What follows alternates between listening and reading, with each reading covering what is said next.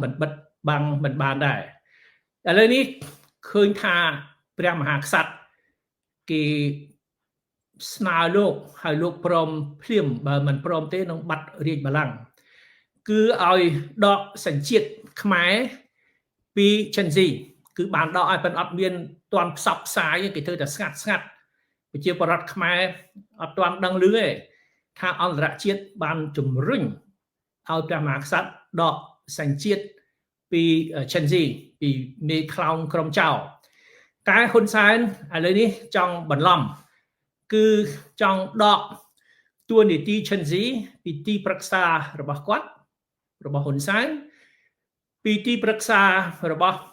ហ៊ុនម៉ាណែតណាហើយដកតំណែងអ្វីទាំងអស់អ្នកដែលពាក់ព័ន្ធជាមួយចិនស៊ីឲ្យដកហើយដកមួយទៀតគឺដកសញ្ជាតិពីព្រោះហ៊ុនសែននឹងហើយអ្នកផ្ដាល់សញ្ជាតិឲ្យចោលឥឡូវមានច្បាប់ដកសញ្ជាតិស្រាប់ហើយថាហ៊ុនសែនថានឹងប្រើច្បាប់ដើម្បីដកសញ្ជាតិខ្មែរពីសំរងស៊ីតែឥឡូវនេះគេនឹងបង្ខំឲ្យហ៊ុនសែនប្រើច្បាប់ដកសញ្ជាតិនេះដកពីចិនស៊ីប៉ុន្តែហួសពេលហើយអត់ទាន់ទេហ៊ុនសែនទោះជាគាត់មានគម្រោងគាត់នឹងចេញសេចក្តីប្រកាសមួយថាគាត់ដកតំណែងចិនស៊ីពីទីប្រឹក្សារបស់គាត់ហ៊ុនម៉ាណែតនឹងប្រកាសថាបានដកតំណែងចិនស៊ីជាទីប្រឹក្សារបស់គាត់យ៉ាងណាក៏ដោយហើយគេមានបំណងបន្លំឯកសារគេថាគេមិនមែនដកថ្ងៃនឹងបន្ទាប់ពីអន្តរាគមកងកម្លាំងប្រដាប់អាវុធអន្តរជាតិចូលមកដល់ប្រទេសកម្ពុជាទេគេចុះថ្ងៃខែគេបន្លំគេថាអូដកប្រហែលខែហើយតាមិនមែនដោយសារអន្តរជាតិចូលមកបានដកទេប៉ុន្តែគ្មាននរណាជឿទេដោយដកតំណែងពីទីរបស់លីរតនៈរស្មីអ្នកពាក់ព័ន្ធនឹងសម្លាប់លឹមកំយ៉ានៅទីក្រុងបាងកកកាលពីដើមឆ្នាំនេះហ៊ុនសែនធ្វើជាចេញលិខិតប្រកាសថាដកសញ្ជាតិពីលីរតនៈរស្មីមែនទែនអត់ដកក្រោយពីប្រទេសថៃអាញាធរថៃតាមចាប់ហើយបានដកឲ្យល្អមើលប៉ុន្តែចំពោះ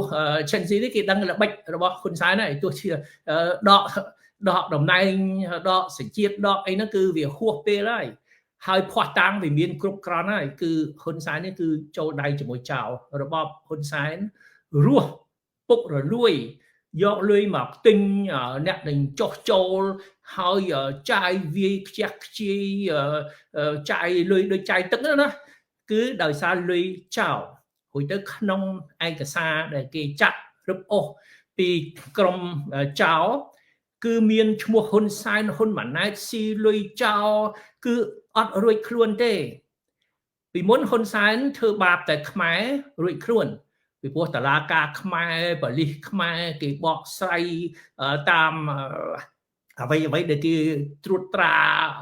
បកស្រាយតាមតែចិត្តរបស់គេរួចខ្លួនគេលៀងខ្លួនគេបានប៉ុន្តែឥឡូវនេះហ៊ុនសែនគាត់ផ្្លាត់ស្នៀតធំគាត់ថាគាត់ពូកែឆ្លាតដឹកនាំប្រទេសតាមរបៀបប្រជាការ40ឆ្នាំគាត់ថាគ្មាននរណាធ្វើអីគាត់បានទេគាត់ឆ្លាត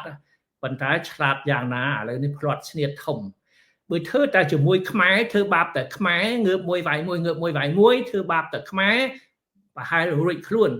ប៉ុន្តែនេះចូលដៃជាមួយចៅអន្តរជាតិបណ្ដាញចៅនេះគឺទ្រង់ទ្រាយធំណាស់អក្រិតជន